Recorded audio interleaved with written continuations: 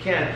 So today we're getting together talking about The Dirt by Motley Crue. It came out on Netflix last week. And I gotta be honest, I probably would have never known The Dirt was coming out until I stumbled across it. The only reason why I knew The Dirt was coming out was because of Ricky Starr.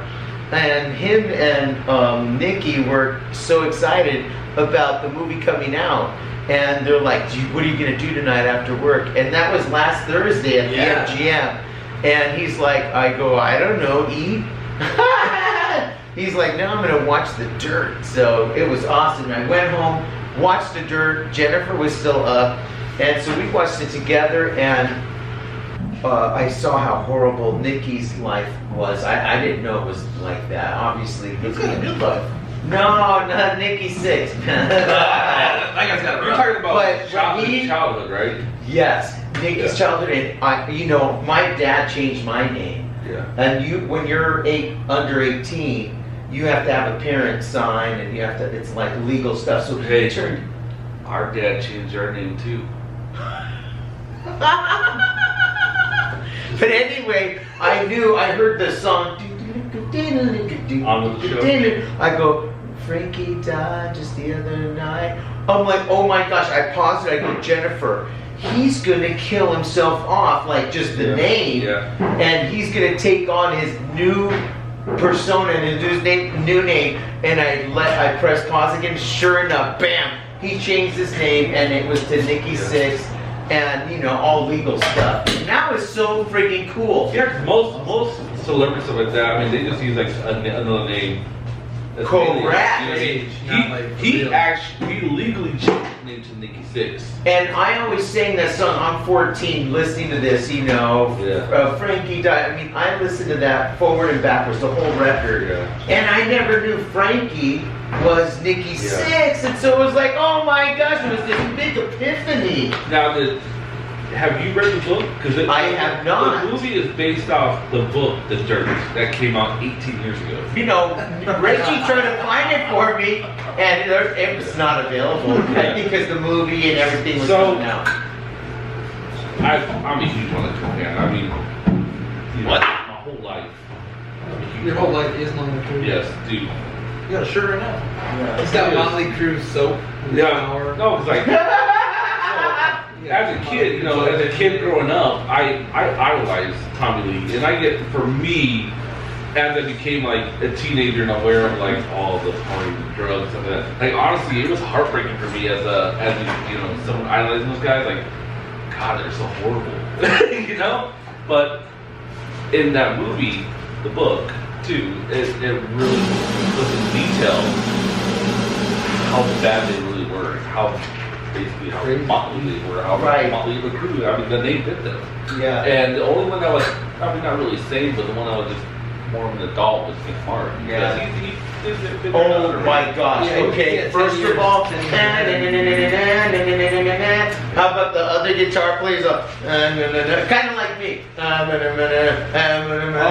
then you go, okay, easy, old timer. Can you turn down a little bit? He told Mick Martin, go, can you turn down, old timer? Oh my gosh, that guy sucked. And then Mick says there's only room in this band for one guitar player, and that's me. So pack up your toys and get out. And Nikki goes, well, tell him. I saw that opening scene and I was just like, I didn't sign off on this. I realized it wasn't me. You're crazy. Seems so familiar.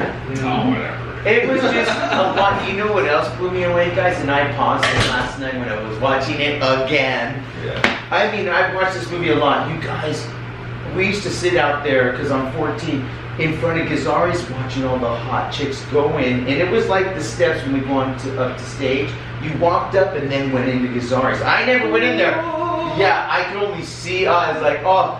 But it looked like the real Gazzari's. I paused it. It's like an old... The cars crossing in front of the camera are old. I'm like, that's original footage from back in the day, man. Yeah. It's gotta be. So everyone, okay. You love the movie. You love the movie. I love the movie 4 times longer. Yeah. What were your dislikes about it? So that it was too short, and I understand. I was surprised it said, and then they go on for 20 years. I go, wait it? It's over?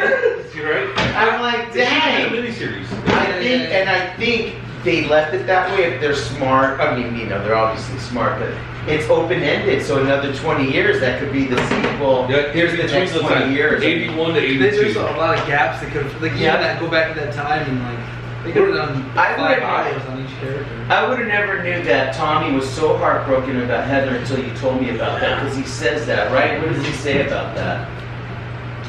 Remember what it says, Nikki?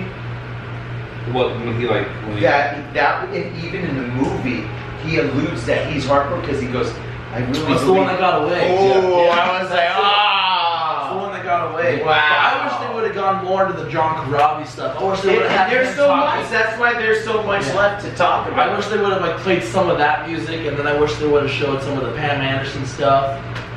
And I think that's what's Yeah. left. They got so much to do. And it seems like they just whizzed by Dr. Feelgood. They didn't do any Generation Swine.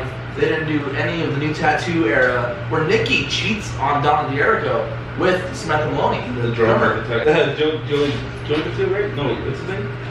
I'm sorry? Randy Castillo. So Oh, yeah. Randy Castillo played in Yeah. Motley Crue? Yeah, for only one tour cycle because he got stomach cancer and passed away. So Samantha Maloney, she was the drummer for Hole for a while with Corey Love's band. And who? Yeah. So she filled in for the rest of the tour, and Nikki ended up cheating with her his wife. But see, Don D'Errico you mentioned, Pam Anderson. Is that our alarm? You guys, thank you so much. We might make a sequel of this. Wait, now guys, It's just like the dirt. There's so much more to say. Oh. Shredder died just the other night. Shredder dies every night.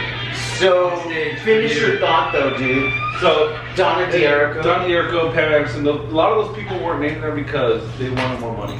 So they couldn't mention their names. That's why they had the I did not know that. Yeah, they wanted more money out of it, so they didn't do it. Oh. My dislikes about the movie, I would have totally I watched about 5,000 times already in the last week. I mean, I have it in the background now, just in my house, there's a folding laundry, stuff like that. I loved how they used the characters, like, in like the promo photos or like the music videos. Like, they didn't like actually use real Motley Crue footage. Like, they actually used the actors. They took separate Yes, photos I for love like that. the flyers. How cool and was stuff. that at the end? They A and B'd them Yeah. together. We're like, whoa, it was exact. But the things that dislike that I noticed, like today, I really nitpick because when you were saying, hey, we want to talk about Dirt today, I was like, all right, so I'm gonna just sit there and just watch it a little more. I am such a nerd, a music nerd, when it comes to like documentaries and stuff like that. So like the Straight Outta Compton movies, I was nitpicking that because like the time period correct, lighting and speakers. Yeah. I was like, well, like. Like Bohemian Rhapsody? Yeah. They have the chaser lights at I was Live like- Aid, and it's like, oh. There was no way they had those in. Exactly, right? So that's how I didn't pick them all. You Well, said yeah, the same like thing Mark about Twain like a had Knight's the Tale Yeah. and things He's like got the that. long- Which when it's a long period cap. film, you're very. I hear you. This is the one that Nikki's not really. accurate, though, is it? This is the Those one that actually really different upset me. stuff. So It's it's like a, Back to the Future and Marty McFly's. Yeah, It's like they hadn't been made yet. so in the Shot the Devil concert scene, when they're getting ready to go on stage, when Mick pulls out the camera, out the curtain, he like pulls back the curtain, he's like, We're gonna die. yes, right? When he looks up at the crowd, depends on the crowd, you see so many people wearing Girls with Girls shirts and Dr. Feelgood. Oh, I didn't notice that. Yes, right in the front row. I was like, oh my god, like no, like that just irked me. And then on the video set of Looks Like Kill, you'll see like these like Bose powered like speakers on the side because you can hear their playback, and it's all like it's all new technology. I'm like, oh come on, like please. And then again, me being a super nerd about music stuff and movies. Again, I'm a huge fan of Tommy Lee. I know like every drum kit, the way it's set up is like the colors, all the stuff that he used on his kits. That's awesome. Like they didn't use DW drums on certain areas. They didn't use Pearl drums. They used a Sonar cymbal stand. I mean, I was nitpicking that first time, bro. Yeah, yeah. I told him last night. I said, "Did you notice the guy the way he was picking the bass like Nicky Six?" And he's like, "What are you talking about?" I go, "Nicky Six when he picks the bass, he has a pinky rest Like he rests his pinky up against the bridge. But back in the day, he rested it on the bridge. Yeah, and he plays like this. The guy that was playing in the movie, like went up towards the neck, was like this, literally. Oops. Oh, it drove me nuts. Oops. It drove me absolutely nuts. I'm like, that's not even six. One thing about the It's a pretty big timeline. dislikes. Yeah. Dislikes. You know Eddie Trump? Yeah. He has a podcast and he was talking I about heard that. Yeah. And Doc McGee was on there. And Doc McGee's problem with it, he said, when they do my scene, and he's like, I managed Skid Row, I managed, all these guys, I managed Kiss, but no one prepared me for Motley Crue. He's like, at that time period, when they were on tour with Ozzy, I didn't work with Kiss yet. I didn't work with Kiss till the mid-90s. He's Yeah. right. Yeah. He did clarify that. Yeah. Later. Also, He also clarified that thing didn't happen with the mom. yeah. Yeah. Well, I love. He got fired over the Russian thing, right? Yeah. Yeah. So, because he was that whole Moscow. Yeah, the peace thing, because Yeah. he had had to do a favor. He had drug charges, and Yeah. he was like making up for Yeah, it. he's not leaving service. Yeah. So, but anyways, it's not anything, right? I loved how they always did like third person. So, like as something was happening, they kind of looked at the camera, like. Yeah. I love that because in the book, that's the way they did it. Nicky would be talking about his life, and then Tommy would jump and be like, "I'm sorry, that's enough of him." And that's the way it happened in the book. I love that. You know what I mean? So I love how they kind of just jump back and forth with each other. You guys, not to get all heavy, but don't you guys feel like you kind of understand Vince a little bit more? Oh yeah, no, yeah, for sure. I mean, I was a freshman in high school when I got my Troubadour seat. I was like, dude, I'm gonna guess April something or other, that it was to go see Hanoi Rocks. $5 ticket to go see Hanoi Rocks at the Troubadour. Yeah. Never made it. Wow. Never made it. And then you see that happen to him, and then what happened with Skylar. Oh. I mean, so you just wonder the guy, how he's made it. Well, he's went through it. I mean, Yeah, man, I couldn't. Yeah, I mean, imagine, dude, losing Nora, and the worst part, I've dealt with stuff with Rock, and you guys probably dealt with stuff like with your kids, and he's probably helped you with them and Yeah. stuff. But like when they're in the hospital and they're asking you to help them stop whatever's going on, and you can't, that's a helpless. And then to lose the child, oh gosh. So I did look it up. She was 4.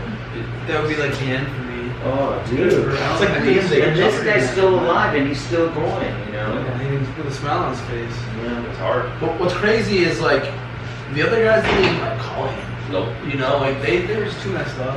no, but like at least Mick, would have probably called. Nikki and Tommy were too far on their own thing, but I'm surprised. But everyone has their own lives in that sense. Like they.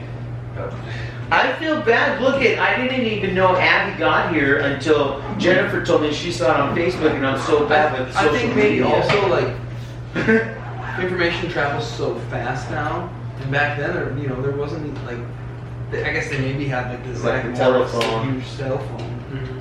But, Yeah, but still. But I mean, anything with those guys was like news immediately. Yeah, I guess I don't know. It's hard Ma- to.